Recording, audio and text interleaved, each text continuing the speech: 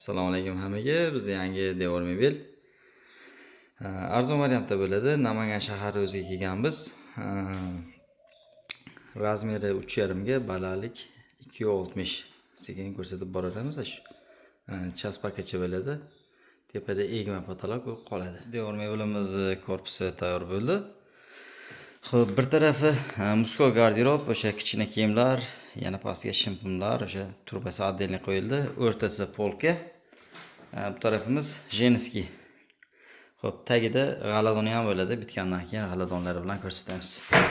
Tayyor bo'lib qoldi, ko'rsatib boraveramiz. Mebelimiz tayyor bo'ldi. Namangan shahari o'ziga tayyorladik. Lula nominant shakrilga bosilgan. Xo'p, nimalar bo'ldi? Arzon variantda tayyorladik. Bu tarafga o'sha g'aladonni qo'ymadik. G'aladonlarni qo'yib qo'ydik. Bir yog'i polka, bir yog'i garderob. O'rtasi hammasi polka. Shu arzon variantida, orqasi ochiq holida qo'lingan varianti.